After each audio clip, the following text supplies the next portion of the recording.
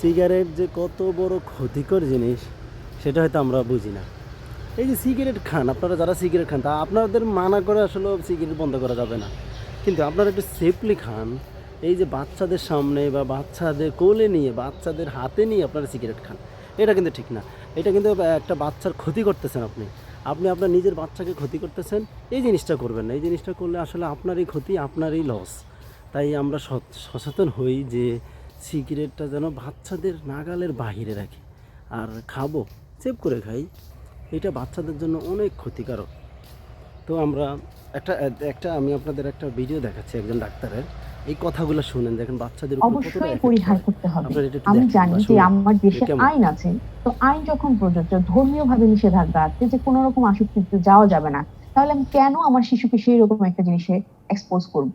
তাহলে আমার সন্তান আমার ভবিষ্যৎ। তাহলে তাকে যদি আমি এখনই নিরাপত্তা দিতে না পারি, সাধারণ একটা ধূমপানের কাছে আমি আমার সন্তানের নিরাপত্তা দিতে পারছি না, সেটুকু সচেতনতা আসলে সব বাবাই পারবে যে সন্তানের সামনে সে ধূমপান করবে না। জি, আমরা এই বিষয়ে আরো শুনবো যে এই ব্যাপারটি বলছিলেন যে আসলে পরোক্ষ ধূমপানের কথা, রোগগুলো আসলে কি কি হতে পারে যদি, কারণ আমরা তো রাস্তাঘাটে সবখানেই কোনো না কোনো ভাবে পরোক্ষ ধূমপানের হয়তো শিকার হচ্ছি, সেক্ষেত্রে ইম্প্যাক্টগুলো আসলে কি হতে পারে? প্রথম যেটা ইমপ্যাক্ট আসে সেটা হচ্ছে সরাসরি আপনার হার্ট এবং লাংস। তাহলে আমরা জানি যে হার্টের মূল কাজ হচ্ছে আমাদের শরীরে রক্ত সঞ্চালন করা।